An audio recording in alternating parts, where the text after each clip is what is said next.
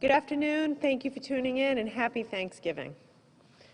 As a reminder, next week I'm going to be having these press conferences on Thursdays. Obviously tomorrow's Thanksgiving, so today we're doing it Wednesday, but next week, Thursday, 1 o'clock, every Thursday, 1 o'clock through the end of the year. As always, though, if you can't find the time to tune in, I would encourage you to sign up for the daily email. If you haven't done that yet, you can get daily updates at governor.ri.gov, governor.ri.gov. And I would really encourage you to go ahead and sign up for those.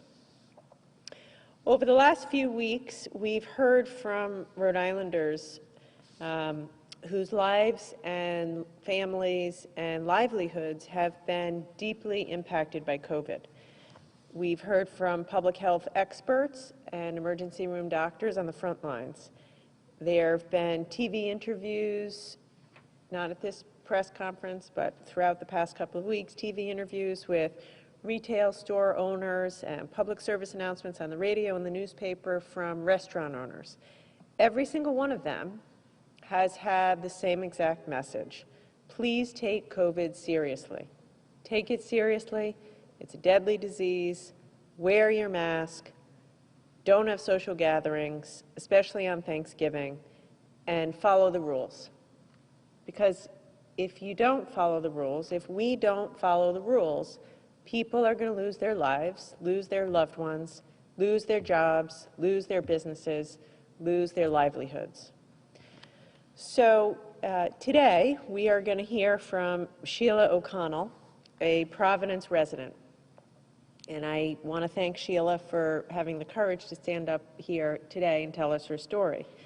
Sadly, Sheila lost her mother-in-law to the virus in May. And she's been dealing with the challenges of being distanced from her own mother, who's in Wingate, Blackstone nursing home, assisted living facility for months. And today she's going to share with us her experience and why it's so important that people in Rhode Island follow the rules over the next few weeks. Before I turn it over to Sheila to share her story, I have some new announcements today and, of course, want to go through the data. So let's begin, as we always do, and please put the data up on the screen.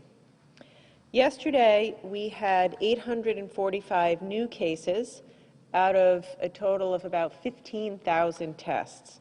That's a percent positive of 5.6%. Very sadly, we lost another 10 Rhode Islanders. You'll also see the weekly data, and unfortunately, it's continuing in the trend that we've seen for more than a month now. New weekly cases per 100,000 has risen to 628. It feels like yesterday I was up here saying we were at 56 or 70 per 100,000. Now we're at 628 per 100,000. This is the highest we've ever seen, higher than at any time in the past 8 months. Cases are increasing all across the state. It's not just in 1 or 2 cities. The percent positive, 6%, this week is the same as last week, and that mostly reflects our increased testing. New hospitalizations were up to 313 last week and continuing to rise at a really alarming rate. The number of new hospitalizations has almost tripled in the past 5 weeks. I'm going to say that again. That is a scary number. As someone who's been tracking this data every day for the past 8 months, we've never seen that. New hospitalizations tripling in 5 weeks. I had a call early this morning with the heads of Lifespan and Care New England. They're ready. They are getting ready. They're getting ready to open the field hospitals. They are doing everything they need to do to surge in their hospitals. But you can hear the stress in their voices. And I want to say thank you to them and their team. Because of this data that you see on the screen and because the alarming rate of our new hospitalizations, the pause in Rhode Island will go into effect on Monday. The pause goes, it's a 2-week pause, and it will start on Monday. As I spoke about last week, the pause is primarily aimed to reduce the strain on our hospitals, our healthcare workers, and to save lives. The hospital increase, the rate at which we're increasing is unsustainable. We cannot sustain this current rate. We will not have the capacity of beds or staff. So I just want to be clear about where we are right now. We must take this pause seriously. The pause goes into effect on Monday for 2 weeks. If we don't take it seriously, our hospitals will be overwhelmed within a matter of weeks, and we will have to turn patients away. And that is a horrible thing to say. It's not a threat, it's just a mathematical reality. If we let our hospitals get overwhelmed, which will happen on the current path we're on now, there will come a time in Rhode Island in the next few weeks, by the end of the year, that folks will be turned away for heart surgeries that have been scheduled, cancer treatments, cancer screenings, other serious operations. In just the last week, our hospitals saw their designated COVID beds filled. All the designated COVID beds are filled, which means all the hospitals have been forced to use their Tier 1 plans. That means staff has been reassigned to COVID beds to cover COVID patients, and there are longer wait times and just less attention able to be paid to each patient. Both of the field hospitals are ready to start taking patients as early as next week, and we leave it up to the discretion of the hospitals as to when and how that happens. So what this means is if we let COVID get further out of control, it doesn't just mean that we're going to lose Rhode Islanders to COVID. It means we're going to start to lose Rhode Islanders to other diseases because they can't get access to care in the hospital that they need. And Rhode Islanders will struggle across the board with health issues because we're just not going to have the staff to take care of them. This is made doubly difficult because of the fact that every state in the country is suffering a similar fate. So as we are trying to build up our staffing and relying on companies that provide outsourced staffing, every state in America is calling the same outsourced staffing companies. And if you look at what's happening in the upper Middle West, they're in a lot worse shape than we are. So unfortunately, the only option we have right now is to take this pause seriously. Last week, I talked at great length about all the rules that will be in place for the 2-week pause, and I'm not going to go over all those details again today. As a reminder, the slide we showed last week, as well as a very detailed list of questions and answers, are available at reopeningri.com. Check it out if you haven't. If you're curious, what are the rules of the pause, please go to reopeningri.com. But I do want to address 3 questions that I have been asked over and over again in the last week since I announced the pause. The first question is broadly, what should we be doing in the pause? Listen, I know everybody's busy, everybody's stressed, you probably don't have time to go check out a website. I get that. I want to be real and meet people where they are. So I'll try to make it simple. For the next 2 weeks, plan on staying home as much as possible. Stay home for 2 weeks.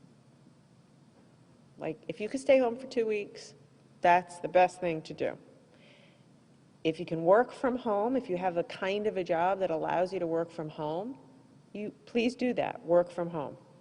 Obviously, if you can't work from home, if that's not the kind of job you have, go to work. We want you to go to work. You need to make money. Business needs to continue.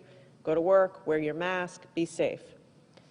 Kids, go to school. The children have to get to school. With each day, more and more studies are coming out about the harm to children of staying out of school. If you have to go to the doctor, take your children to the doctor, go get your flu shot, go to the pharmacy, go to the grocery store, go ahead and do all of that. But, limit it. Put your mask on, go to the grocery store, go to the doctor, go where you need to go, wear your mask, wash your hands, go home. Have dinner with your family or whoever you live with. Keep your social gathering limited to the people you are living with. I want to be very clear about this. That doesn't mean your best friends or your closest family unless they live with you. It's not okay to hang out with your brothers, sisters, aunts, uncles, best friends in the next couple of weeks if they don't already live with you. And if you don't need to go somewhere for work or school or essential items, then don't. Please don't. It's only 2 weeks. It will make a difference if everybody does it. So, sports facilities and gyms are closed, starting Monday for 2 weeks. Bowling alleys, movie theaters, casinos, closed. Bars, closed. And as I said, no play dates for your kids. Don't go to your friend's house. Just 2 weeks, lock it down, and do things virtually. Talk on the phone, keep up with loved ones via text, check in on people, make sure folks are doing fine. I will say this, I know it's coming upon the holiday season, everybody's anxious to shop. So shop local if you can, please. Small businesses are hurting, and shop online. Our commerce team, and I want to say thank you to the Commerce Secretary, has partnered with shoplocalrhodeisland.com. It's an online directory of Rhode Island businesses created by one of Rhode Island's own homegrown businesses, Visual Thrive. It's a fantastic website. It's awesome. It's like built by Rhode Island for Rhode Island. It already lists over 1,500 Rhode Island businesses. Rhode Island Monthly and the Rhode Island Foundation and our tourism bureaus are joining forces with us to get the word out. So if you are lucky enough to have the money to go shopping this holiday season, please do it locally, please do it online, and you can do it at shoplocalrhodeisland.com. If you're a local business and you want to sell your wares on that website, please go ahead and sign up and you can be listed for free.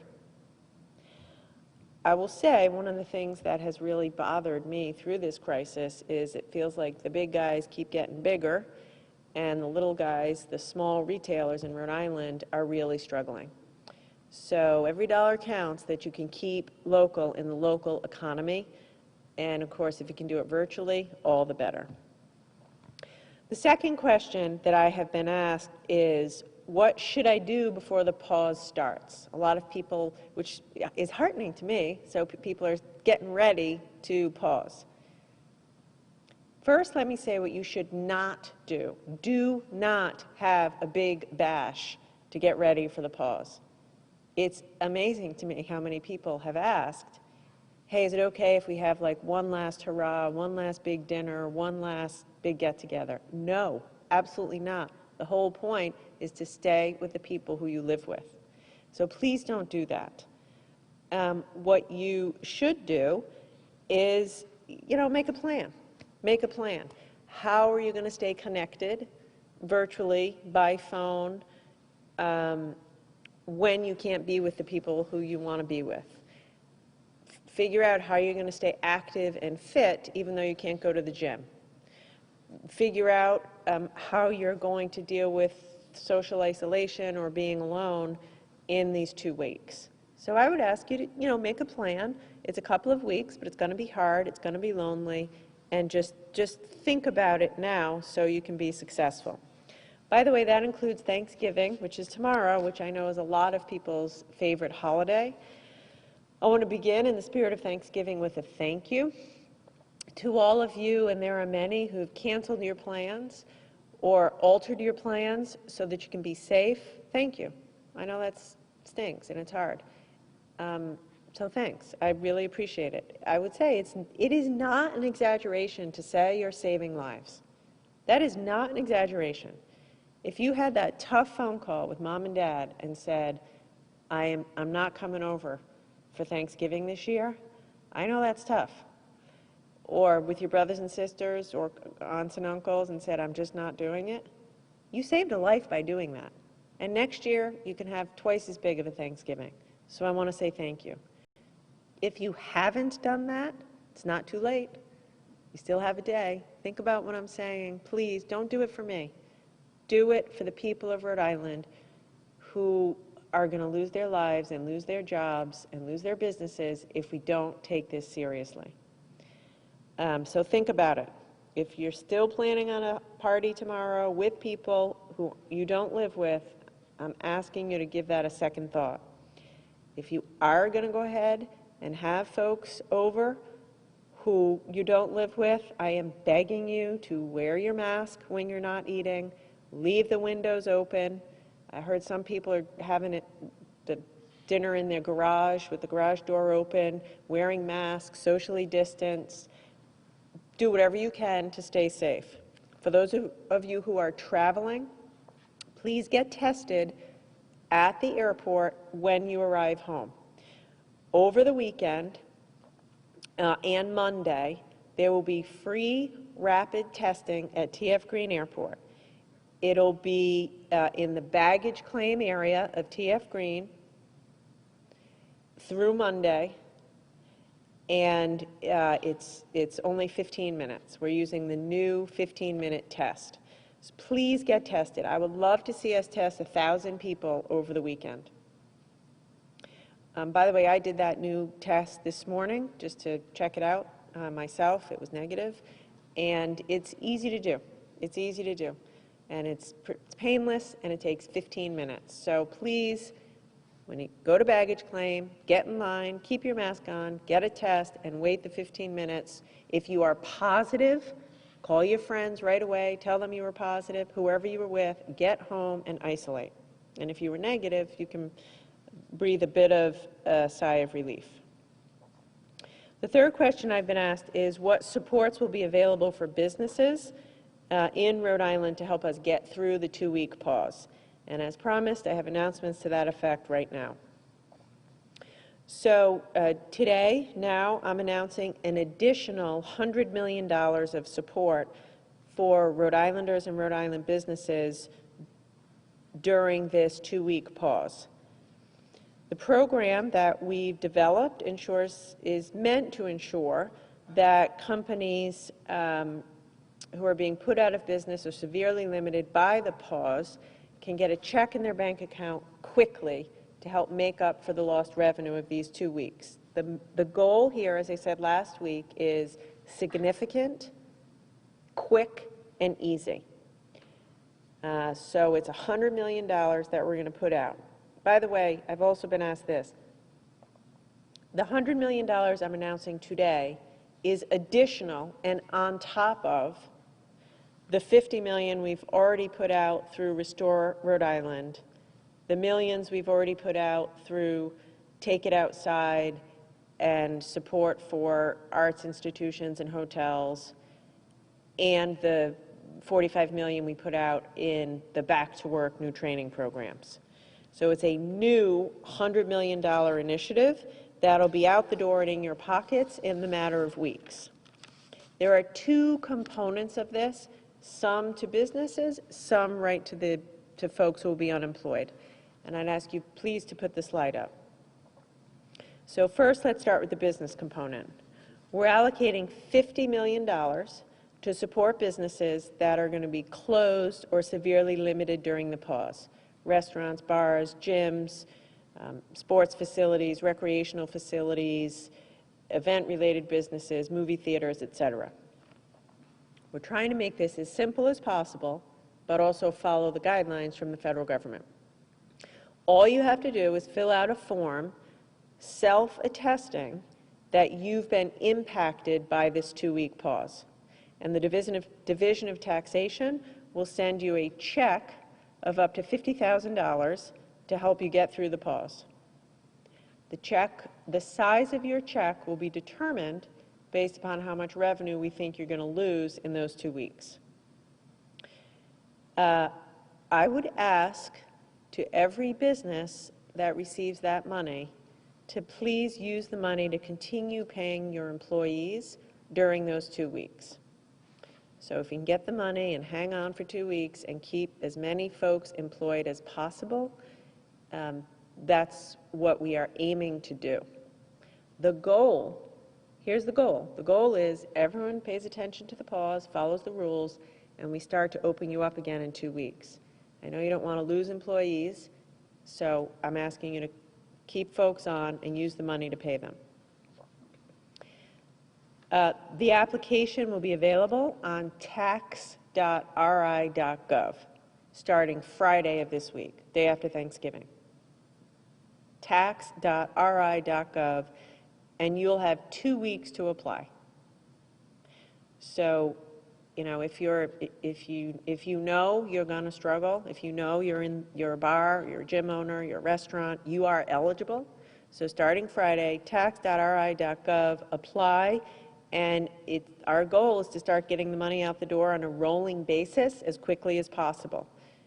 My goal is to have money going out the door within a week.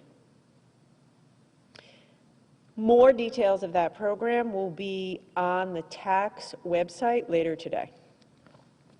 The second half of the new investment, another $50 million, is going to go directly into the pockets of Rhode Island families who are going to be put out of work. And I'd ask you to please put that slide up. Here's how this one will work. Every Rhode Islander who's currently receiving unemployment benefits or the pandemic unemployment insurance during the period of the pause is going to receive an additional $200 a week. So for 2 weeks, that's $400. This is for everyone who is on unemployment during the pause. If you apply during the pause or if you're already there. There's no additional application. The benefit will be automatically added to your check. Department of Labor and Training will begin processing these payments. The goal is by December 6th.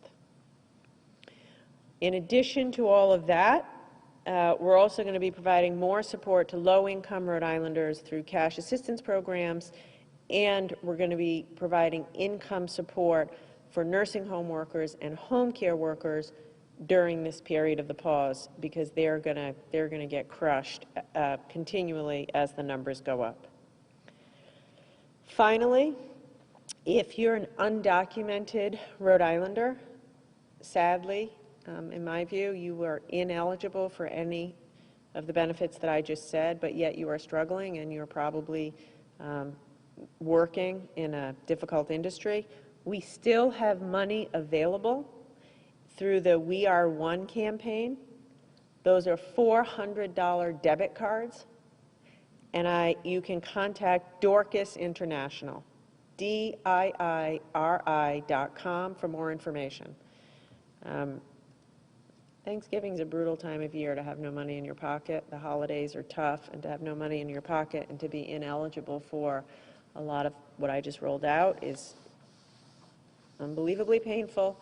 So if you are undocumented and you need a hand, don't be afraid and don't be ashamed. We still have $400 debit cards available. Call Dorcas International or go to their website. In addition to the $100 million that I just talked about, we're also dedicating another $1 million to the Rhode Island Food Bank and Farm Fresh Rhode Island to support their essential work to make sure Rhode Islanders are fed through the rest of the year. The next 2 weeks are going to be tough. I don't want to pretend that they won't be. I don't want to say that staying home for 2 weeks is going to be easy. There'll be nothing easy about it. And I hope that this money that we're going to put out the door $100+ million, will help to get you through the next couple of weeks. I can't emphasize enough how important it is, though, that we really hunker down, because the consequences are going to be like worse than we've ever seen.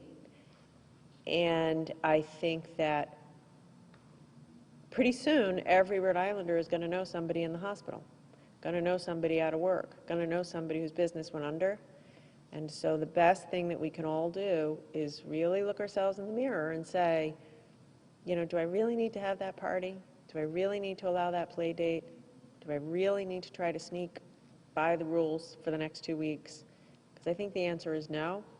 And if you put your plans on hold, you're going to be saving lives. Okay, shifting gears, I want to give you an update on our approach to testing and contact tracing. I want to say thank you to my team. We have worked so hard over the past 3 to 4 weeks to stabilize and improve our operations. And I want to say thank you. Rhode Island continues to be a leader in testing. We ran more than 110,000 tests last week alone. But the truth of it is, and as Rhode Islanders tell me, our system is far from perfect. And I'll be the first to say that. The demand is higher than it's ever been, and our systems were just not built to handle this volume. Having said that, I hear you. Governor, it takes too long to get a test. You're too slow with contact tracing in K through 12. It's too hard to find out the results. It takes too long to hear from contact tracers. I hear you, and I'm telling you, it's better, and it's going to get better. It's already getting better, and in the next few weeks, it's going to get even better. Over the next month, we're making major changes to our testing system by adding a lot more supply into the system. We have 3 goals in the new testing approach.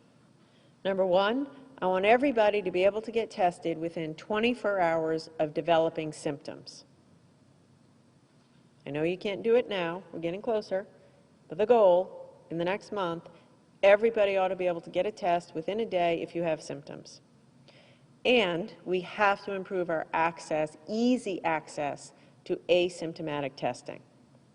So how are we going to do that? To accomplish it, we are dramatically expanding the state-run testing system.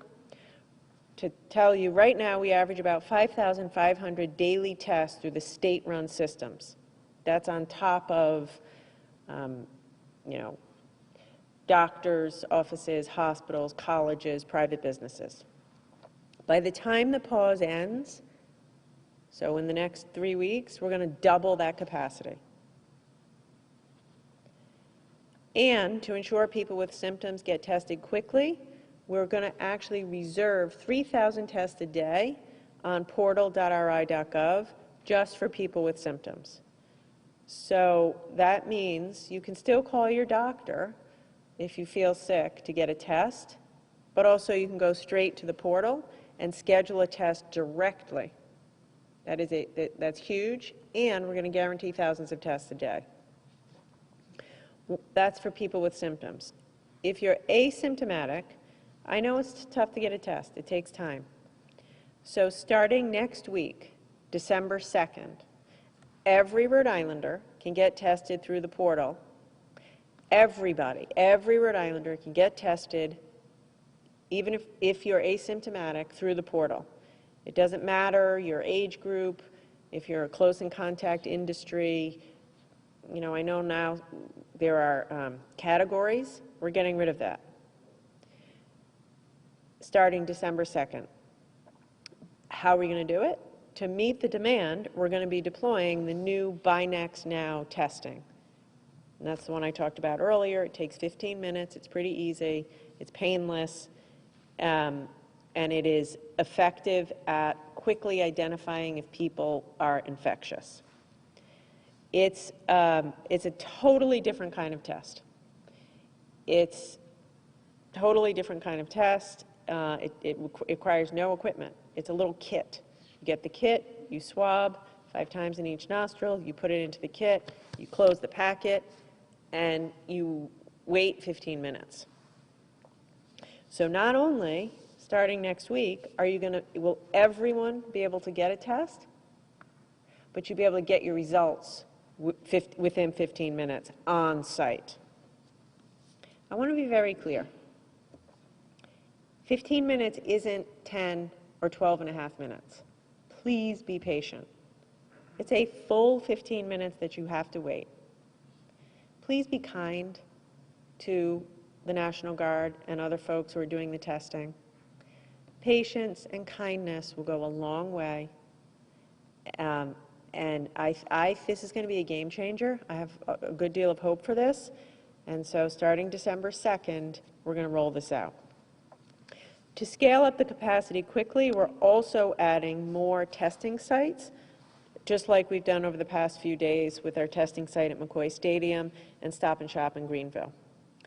Next week, we're going to be opening new asymptomatic-only testing site at the Dunkin' Donuts Center. And we'll scale up that site over the next few weeks so it has the capacity to run 5,000 of these Binax tests every single day. So what did all that mean? Bottom line is, starting next week, we are really ramping up our testing capacity. If you're sick, you can still call your doctor and get a test, or you can go to the portal and schedule your own test.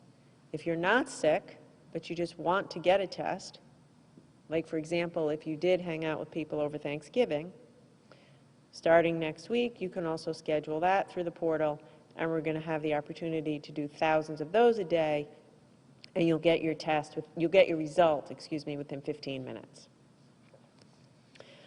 The second goal is to implement more robust testing for high-risk populations and high-density communities. So we're using the same kind of Binax Now test to do targeted testing starting in our high-dense communities. So this week, for example, we launched a pilot program in Central Falls. Central Falls has been hit really hard, and it's a very high % positivity. So we're targeting our effort in Central Falls with testing. By Monday of next week, we'll be scaled up to have the capacity to run 1,000 tests a day just in Central Falls, also using the Binax Now test. So that program will be open to the entire Central Falls community, regardless of symptoms. In an ideal world, which is not the one we live in, but in an ideal world, we test everybody in Central Falls. Now, I know there's people in Central Falls hearing me say that, and you're nervous. You're nervous. You're scared. You don't know what that means. You don't know who these people are. You don't know if it's going to hurt. You don't know where the results are going to go. So I'll say this. No one's going to get the results. No one's ever going to ask you about your immigration status. It's quick, easy, and painless. As my son told me this morning, if mom can do it, anyone can do it. And I need you to please come out and get tested. It'll be in your community. You can walk up, go ahead and get tested. It's the single most important tool we have to keep the community safe. Going forward, starting the week of December 6th, we're going to be running cyclical tests with Binax Now for all of Rhode Island's healthcare workers, teachers, and students at select schools, all of our first responders, and then we're also going to be partnering with the Rhode Institute to allow businesses to order and conduct tests for their own employees. So I've heard from a lot of manufacturers. I had a meeting with the Manufacturers Association the other day. I know you want to do more tests, so give us a couple weeks, the week of December 6th. We're really going to ramp up testing so you can test all of your employees on a regular basis in your manufacturing operation. We're going to be partnering with the Rhode Institute to make that happen. And for teachers and students, first responders, healthcare workers, again, in an ideal world, we would test everyone on a regular basis. We won't get that done, but we want to move in that direction, leveraging the new Binax Now tests. The final goal is to make sure everybody has access to the results within 2 days. Thankfully, we're not seeing the issues with the labs that we saw over the summer. Our biggest problem now is that people don't know how or when to access their test results. And I understand it's been confusing. So to that end, this is more big news. Yesterday, we launched a new texting system to let people know their test results are available. So you go get your test. We'll shoot you a text saying your test result is available, or something like your test result is available, or you have an important message. You then go to the portal, portal.ri.gov/results, and get your results. Here's the key. You need to provide your cell phone number when you get tested. That number is the number we'll send the text to. You're going to receive a text message. If you give us your cell phone when you get tested, we will text you as soon as the results are ready. You go on the portal, you find out. We just rolled this out. We sent more than 12,000 texts yesterday alone. I think this is going to be a game changer. It's quick, it's easy, less use of phone calls, text. Here's the thing. The minute you get your results, if you're positive, go home, stay isolated, and call your contacts. Call your friends or text your friends, hey, I'm positive, I was with you yesterday. That's your obligation to your friends and your family, and let them know so that they can go get tested and they can isolate. While we ramp up the testing system, we're also strengthening our contact tracing. And again, I heard it, I heard you, I'm sorry, we got clogged up in the system, especially in schools, but it's a lot better now. We don't have a backlog anymore in K-12. We are on it in K-12. We've made a huge amount of progress in this area in the past week, especially in the schools.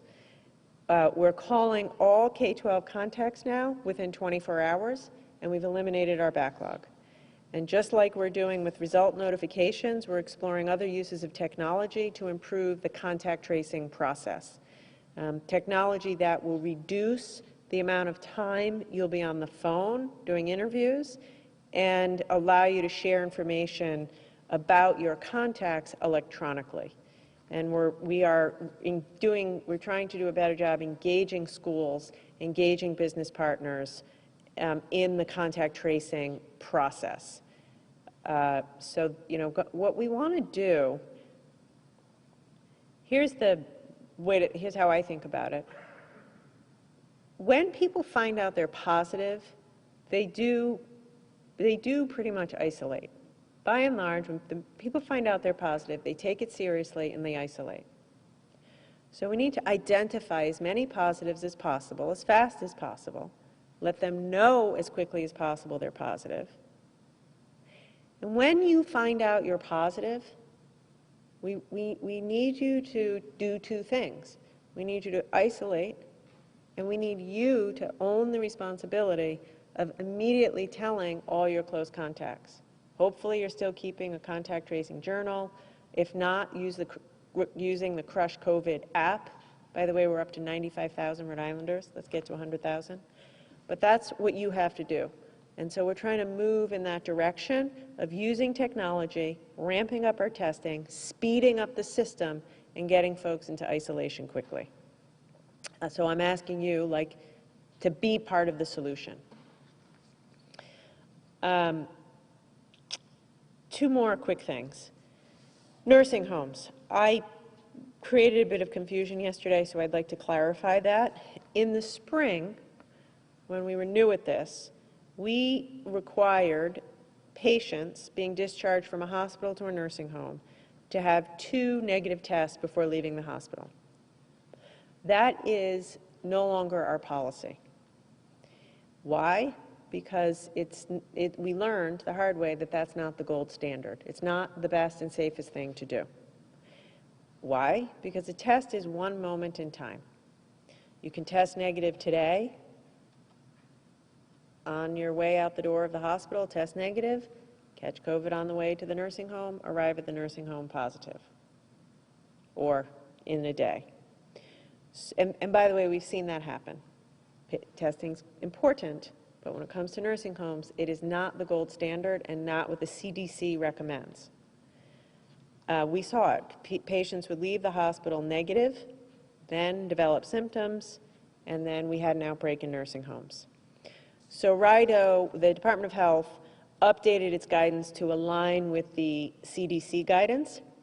And instead of the two tests, we're working with nursing homes to establish isolation units for positive individuals and requiring 2-week isolation period after the patient is discharged. Quarantine and isolation is the gold standard. So we're asking nursing homes, number one, we're asking nursing homes to accept these patients. Please, we need the room in the hospitals. Many and most nursing homes are not nearly at capacity. We need you to go ahead and accept the patients. And two, we would like you to isolate those patients coming from hospitals for 2 weeks, and we have support and support teams to help you do that. So I'm sorry if I created confusion yesterday. Finally, a very important announcement, perhaps the most important and interesting of anything I've just said. Yesterday I received a letter that came directly to me, handwritten in pencil on a piece of construction paper, from Eliana, a 6-year-old from Cranston. Eliana asked me, "Dear Governor, is Santa allowed to come this year? And can the elves make gifts, or will the elves have to quarantine?" So, Eliana, I have great news. It turns out Santa and his elves are immune from COVID. The top doctors in America, Dr. Fauci himself, said Santa cannot get COVID, neither can the elves, neither can the reindeer. So if I were you, make the list, be good, and know that Santa's elves are hard at work right now on the North Pole making presents for kids. And he's going to be able to deliver presents to your house and not have to follow any of the coronavirus rules. By the way, it's only Santa that has that dispensation. I'd like to end before turning it over to Sheila and then coming back for your questions, to say thank you on a very personal level from me to the people of Rhode Island and to my team. This has been one of the most difficult years of our lives. For some people in Rhode Island, it has been brutal. They've lost a loved one. Tens of thousands of Rhode Islanders have lost somebody that they love this year. At our peak, we had 200,000 Rhode Islanders on unemployment insurance. Businesses have gone under, cupboards are bare, people are struggling, people are anxious. On the other end of the spectrum, we have a lot of people who haven't had a single day off. Single moms barely getting by and working 50, 60, 70 hours a week as nurses or certified nurse assistants or aides, home care workers, people working in nursing homes. My own team, the National Guard, didn't get a day off. There's really nowhere you can go that you can't find somebody struggling or suffering. Yet through it all, Rhode Islanders have stepped up. Not perfectly, nothing's perfect, we're not doing perfectly, and we have to try to, clamp down the next 2 weeks. But I am so grateful to have led and lead at every point with confidence that the people of Rhode Island care about one another, care about our community, have big hearts, take care of their neighbors, and want to do the right thing for Rhode Island. And it's because of that that we are doing much better than a lot of other places. It's because of that that we're going to get through this. I said last week we're in the 7th inning. There will be vaccines soon. But I don't often get to say thank you, and I'll never meet most of you, but I just want to say thank you. Because I get tons of letters every day. A lot of you have thanked me. I want you to know I read all of those and they keep me going. I usually read them at 2 in the morning and they really keep me going.